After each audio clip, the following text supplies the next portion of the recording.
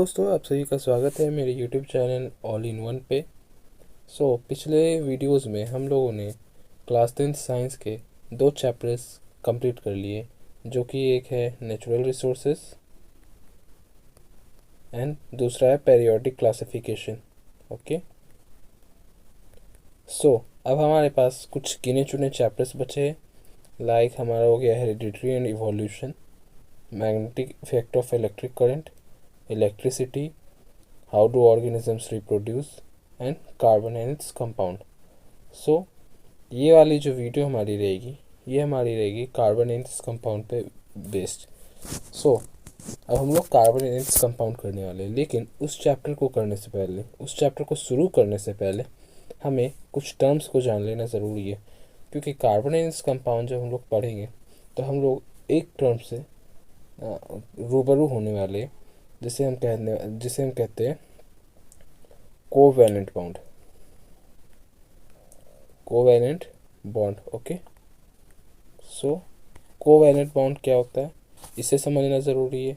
और हम लोग जब बॉन्ड को समझेंगे ही तो हमें ये भी जानना ज़रूरी है कि केवल कोवैलेंट बॉन्ड नहीं होता है, 2 तरीके के बॉन्ड होते हैं, एक इलेक्ट्रोवैलेंट होता है, एक कोवैलेंट होता है। ये वीडियो हमारी यही इसी चीज़ पे बेस रहेगी कि इलेक्ट्रोवैलेंट बॉन्ड किसे कहते हैं, कोवैलेंट बॉन्ड किसे कहते हैं, इलेक्ट्रोवैलेंट बॉन्ड्स के क्या प्रॉपर्टीज़ होते हैं और कोवैलेंट बॉन्ड्स के क्या यूजेस होते हैं। वही हम लोग इस वीडियो में कवर करेंगे। स्टार्ट करते हैं इलेक्ट्रोवैलेंट बॉन्ड से। इलेक्ट्रोवैलेंट बॉन्ड्स हम कहते कि नहीं, simply the bonds, okay, the bonds which are created, okay, which are created by sharing a transfer of electron। अब ट्रांसफ़र ऑफ इलेक्ट्रॉन किसे कहते हैं तो वो देख लेते हैं। उसके लिए हमें सबसे कॉमन एग्जांपल लेना होगा। सबसे पहले इलेक्ट्रोवैलेंट बॉन्ड का एग्जांपल में हम लोग समझ लेते हैं। ये एग्जांपल आप लोगों ने बहुत कॉमनली देखा होगा, वो ये है Na plus Cl, okay, Cl2 minus gives NaCl। ये वाला एग्जांपल हम लोगों ने बहुत कॉमन देखा। ये बॉन्ड बनता कैसे ये देख लेते हैं। सिंपली ये हमारी कॉमन सॉल्ट का एग्जांपल है। ओके, सबसे पहले हमें दोनों का इलेक्ट्रॉन स्ट्रक्चर बनाना होगा। यहाँ पे हम लोग सोडियम का बनाते हैं। 1 मिनट, ये हो जाएगा उसका न्यूक्लियस। ओके, ये उसका न्यूक्लियस हो जाएगा। पहले मैं उन लोगों का बॉन्ड बना ही लेता हूँ। ओके, तब वीडियो को आगे करते हैं। तब तक के लिए पॉज कर रहा हूँ। यहाँ पे हमारा दोनों इलेक्ट्रॉन का स्ट्रक्चर बन चुका है। हमारा यहाँ पे दोनों एलिमेंट का, दोनों सोडियम और क्लोरीन का स्ट्रक्चर यहाँ पे बन चुका है। हमें बस यहाँ पे इलेक्ट्रॉन उनको पुट करने हैं, तो इलेक्ट्रॉन्स को पुट कर देते हैं। यहाँ पे जो मैं अभी कर रहा हूँ ये सोडियम वाला है। ओके,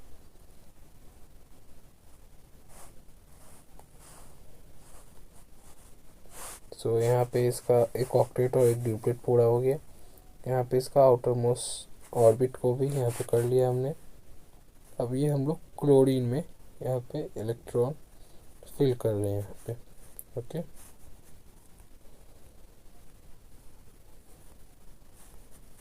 और जिन लोगों ने भी हमारी वैलेंसी वाली वीडियो नहीं देखी है, वो लोग हमारे प्लेलिस्ट में जाके देख सकते हैं। मैं उस वीडियो का लिंक भी डिस्क्रिप्शन में दे दूँगा। उस वीडियो को देखे बिना ये वीडियो समझ में नहीं आने वाली है कि वैलेंसी कैसे, क्या यहाँ पे हो रहा है, ये सब समझने के लिए वो वीडियो देखना ज़रूरी है। ओके, पहले ये कर लेते हैं।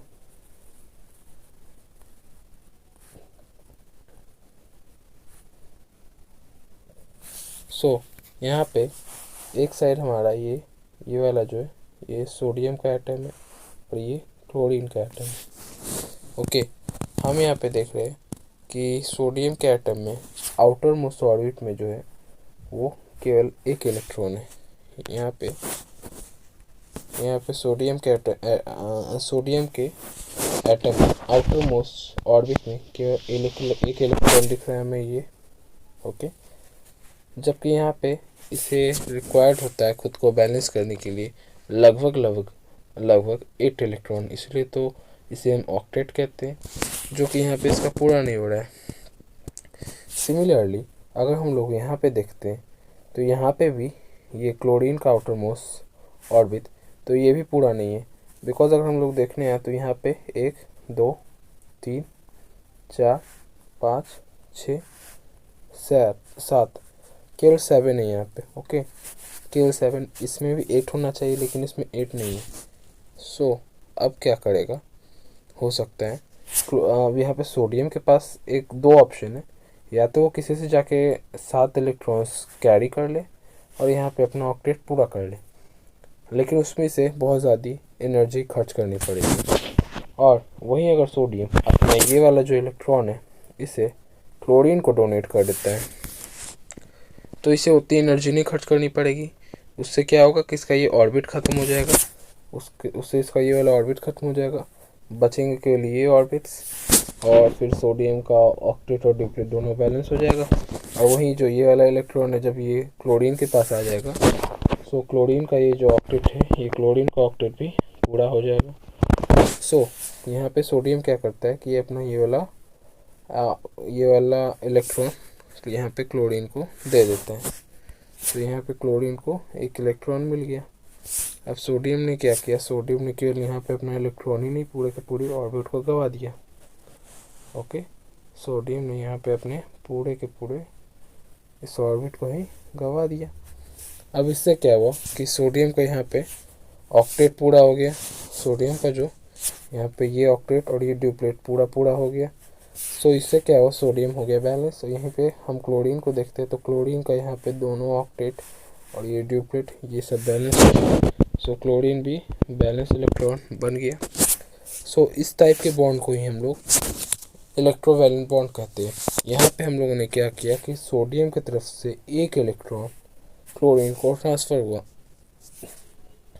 और इससे जो बॉन्ड बना इसी को हम ट्रांसफ़र ऑफ इलेक्ट्रॉन कहते हैं। लेकिन ये सभी केसेस में नहीं होता है।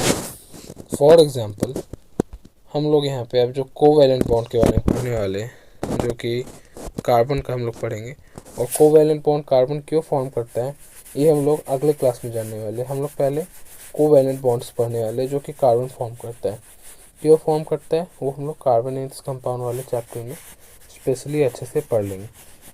सो उसके लिए कार्बन का हम लोग यहाँ पे स्ट्रक्चर ड्रॉ कर लेते हैं। ओके, सो हम लोग करते वापस से यहाँ पे सबसे पहले हम लोग क्या करेंगे कि एक न्यूक्लियस बनाते हैं। ओके, एक न्यूक्लियस बना लेते हैं। सपोज ये कार्बन का न्यूक्लियस है।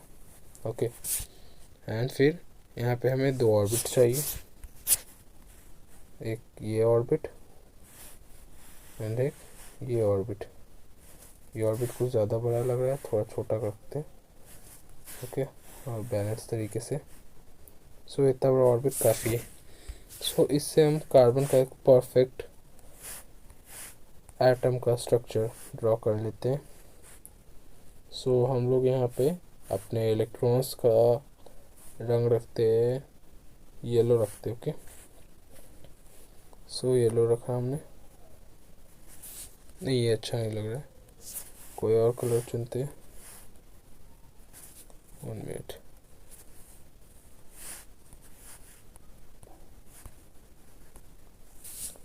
यस, ये हो सकता है, यहाँ पे अच्छे से हो जाएगा। ये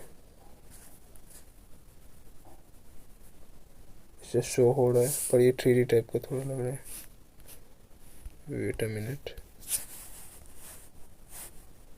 ओके, सो हम लोग कलर परफेक्टली रेड ही रखते हैं। ओके, रेड से ज़्यादा अच्छा दिखता है।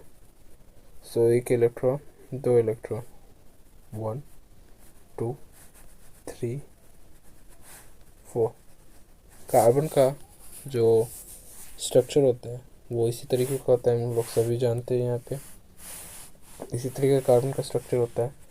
हम लोगों ने क्या पढ़ा था अपने पिछले क्लास में कि इसे अपने ऑक्टेट किसी भी इलेक्ट्रॉन को अपने ऑक्टेट को पूरा करने के लिए क्या ज़रूरी होता है, या तो वो अपने से अपना इलेक्ट्रॉन किसी को डोनेट कर दे या तो वो किसी से ले ले, और दोनों ही केसेस में उन्हें एनर्जी खर्च करनी पड़ेगी, ठीक है।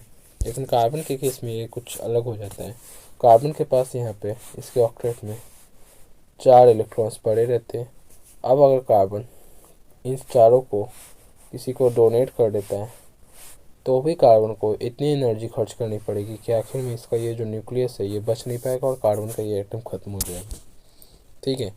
लेकिन अगर कार्बन क्या करता है कि ये कहीं से 4 इलेक्ट्रॉन किसी से मांग के ले आता है अपने ऑक्टेट में, तो इसका जो न्यूक्लियस है कार्बन का, ये जो न्यूक्लियस है इसमें 6 प्रोटॉन्स है। Protons means positive sign, protons के पास पॉजिटिव साइंस होते हैं।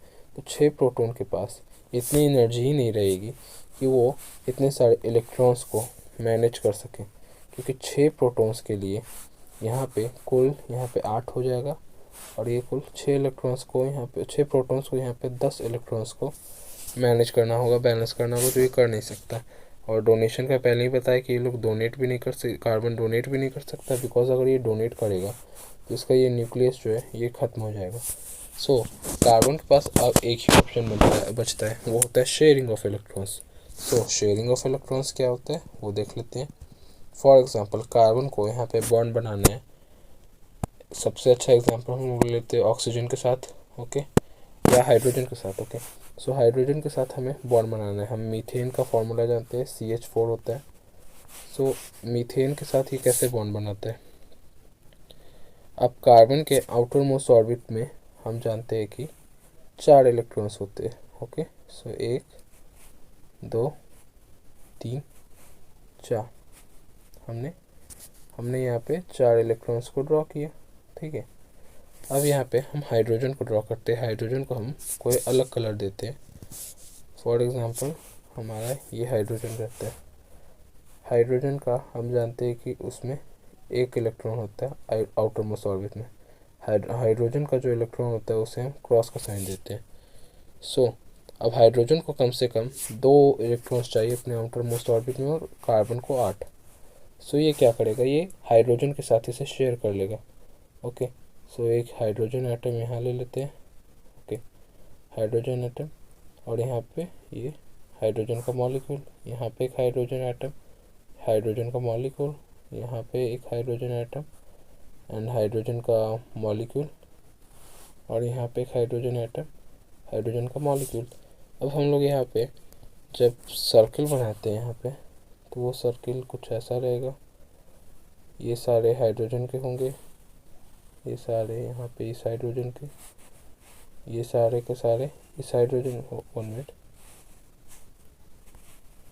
ये इस हाइड्रोजन के, ये इस हाइड्रोजन के। थोड़ा सा गंदा लग रहा होगा लेकिन कुछ ऐसा ही। क्लियरली जो बात है, बात ये हो गई कि अगर हम लोग अब गिनने पे आते हैं, अगर हम लोग यहाँ पे अब गिनने पे आते हैं तो हमें यहाँ पे पता चलेगा, हमें यहाँ पे पता चलने वाला है कि कार्बन का अगर हम लोग यहाँ पे कुल काउंट करते हैं, मान लो कि हम लोग कार्बन को लेके यहाँ पे गिनते हैं, हाइड्रोजन और कार्बन दोनों के इलेक्ट्रॉन्स को लेके, तो यहाँ पे कुल 8 इलेक्ट्रॉन्स हो गए। 1 2 3 1 2 3 4 5 6 7 8, कार्बन के पास 8 इलेक्ट्रॉन्स हो गए। वहीं अगर हम लोग हाइड्रोजन को देखते हैं तो ये हाइड्रोजन का हो गया 2 2 2 2। शेयरिंग से यहाँ पे इसके इलेक्ट्रॉन्स बन गए। सो इसी को हम लोग कहते हैं शेयरिंग ऑफ इलेक्ट्रॉन्स।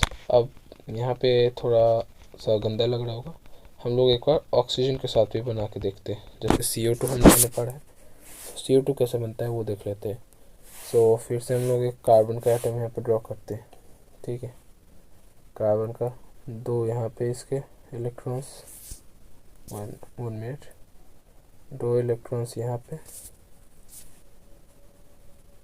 और यहाँ पे, और 2 इलेक्ट्रॉन्स आउटर मोस्ट ऑर्बिट का, 2 इलेक्ट्रॉन्स यहाँ पे हम लोगों ने किया। अब ऑक्सीजन को हम लोग यहाँ लेते हैं, सो ऑक्सीजन के पास 6 इलेक्ट्रॉन्स होते हैं आउटर मोस्ट ऑर्बिट में।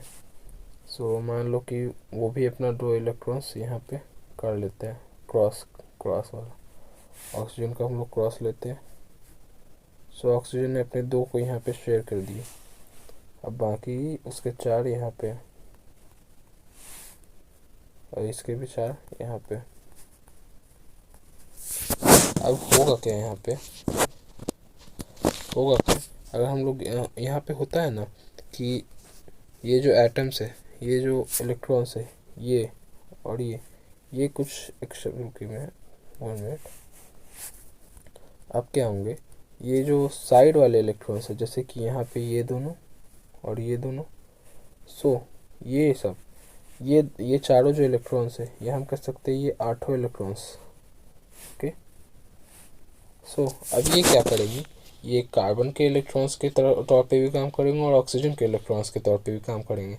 सो इन्हें हम कार्बन का इलेक्ट्रॉन भी गिन लेंगे और इन्हें हम ऑक्सीजन का भी इलेक्ट्रॉन गिन लेंगे, दोनों ने अपने इलेक्ट्रॉन्स को शेयर कर दिया।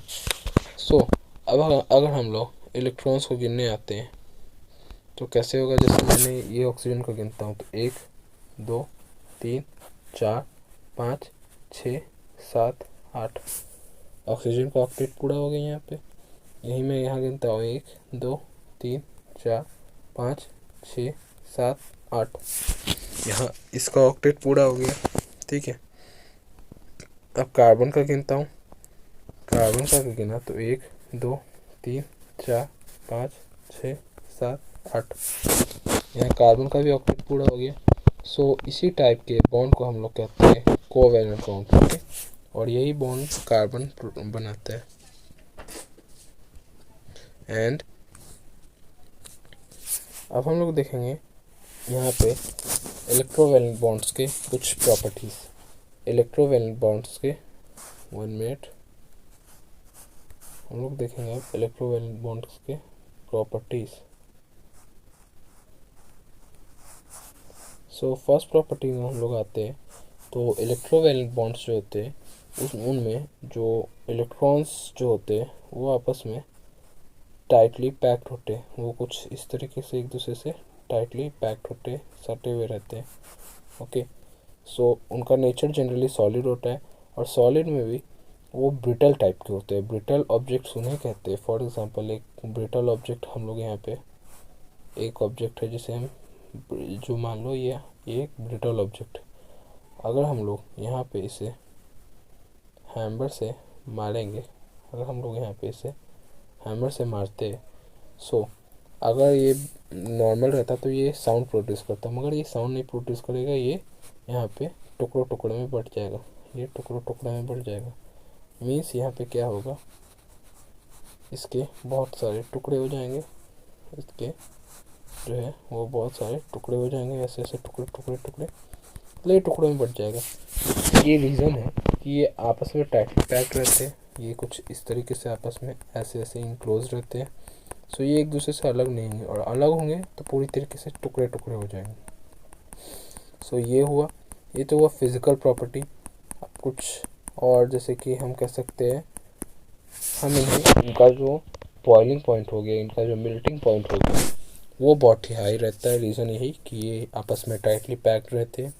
सो बॉयल और मेल्ट करने पे इन्हें एनर्जी मिलेगी, एनर्जी मिलेगा तो ये एक दूसरे से अलग होना शुरू होंगे, लेकिन अलग करने के लिए भी इन्हें बहुत ज़्यादा हाई अमाउंट में एनर्जी देने की ज़रूरत है, एज़ ये लोग टाइटली पैक्ड रहते हैं।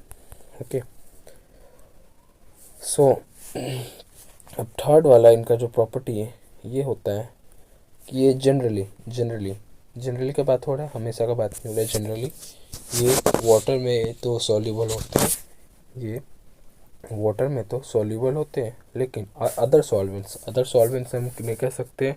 अदर सॉल्वेंट्स जैसे कि हम ऑयल को कह सकते हैं। ओके, वन में स्पेलिंग गलत है यहाँ पे ऑयल का। सो अदर सॉल्वेंट्स जैसे कि ऑयल को हम कह सकते हैं, ये ऑयल में सॉल्युबल नहीं होते, वाटर में सॉल्युबल होते हैं, लेकिन ऑयल और अदर सॉल्वेंट्स भी सॉल्युबल नहीं होते। एंड ये इनके 3 प्रॉपर्टीज़ हो गया। अब आते हैं हम लोग कोवैलेंट बॉन्ड्स पे। सो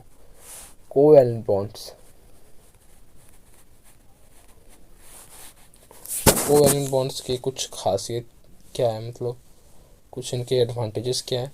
सो कोवैलेंट बॉन्ड्स ऐसा जैसे हम लोग देख लेते हैं कि यहाँ पे शेयरिंग ऑफ इलेक्ट्रॉन्स रहता है। ओके, यहाँ पे शेयरिंग ऑफ इलेक्ट्रॉन रहता है, मगर इसका मतलब ये ज़रा भी नहीं होता है कि इनका जो बॉन्ड होता है वो कमज़ोर होता है। इनका बॉन्ड भी काफ़ी अच्छा होता है, क्योंकि जो इलेक्ट्रॉन्स होते हैं वो इक्वली शेयर होते हैं आपस में। इक्वली शेयर होने के कारण यहाँ पे ऐसा नहीं होता है कि इलेक्ट्रॉन को लेके दोनों ही एटम्स में कोई एनर्जी का, हम कह सकते हैं, उतार चढ़ाव हो गया जिससे इलेक्ट्रॉन डिस्टर्ब हो रहा है। ऐसा नहीं होता है। इलेक्ट्रॉन इक्वली शेयर होने की वजह से ये बॉन्ड्स भी काफ़ी स्ट्रॉन्ग होते हैं। यस, कंपैरिजनली अगर हम लोग कहेंगे तो वैसे स्ट्रॉन्ग नहीं होंगे जैसा कि इलेक्ट्रोवैलेंट होते हैं, लेकिन यस, ये भी काफ़ी ज़्यादा स्ट्रॉन्ग होते हैं। सो ये कुछ थी प्रॉपर्टीज़। अगले क्लास में हम लोग पढ़ने वाले carbon and its compound. Okay, so तब तक के लिए धन्यवाद।